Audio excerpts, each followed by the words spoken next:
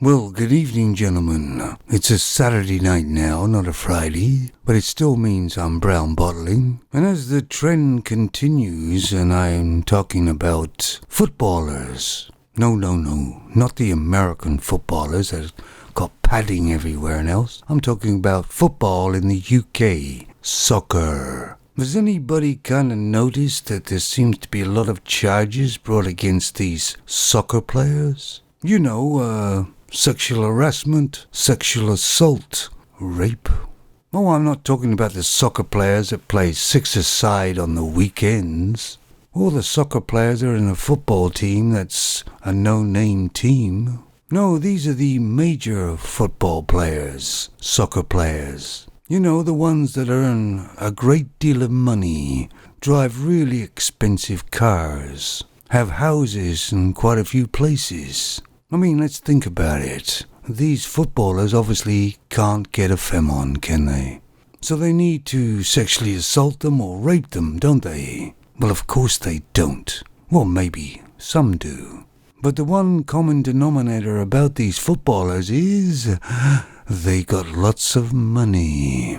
And it's basically a shakedown, a blackmail thing. Well, of course, the femons could work 9 to 5, 5 days a week, and overtime to get money, but that's just too damn hard, isn't it? No, it's the normal game that the femons play. Generally, it's the men that have the money, and they want it.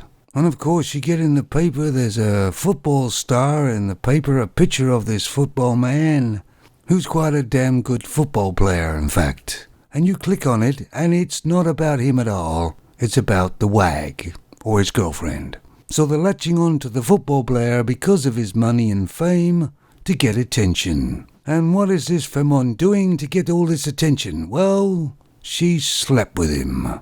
He's been training for years, and she's been training for about 2 minutes to be able to sleep with him. So she thinks she deserves most of his money, or at least part of it. And I'm damn glad I'm not a successful soccer player. Because what I know, I wouldn't be able to trust any femon that said hello to me. Well, of course, it's not just soccer players, is it? It's any man that has a great deal of money, or any fame at all. And I was always wondering through the years I've lived on this planet Earth, how femons can be so cold and use somebody and then just dump them like yesterday's garbage. And I think I know why they can do that. You don't see it often, but you do see it sometimes. It's in their eyes. They're cold, sometimes like ice. You see, the femon, I think, doesn't have any soul or conscience. A lot of them, I'm afraid, have become almost dead inside. And a lot of the modern femons have become subhuman.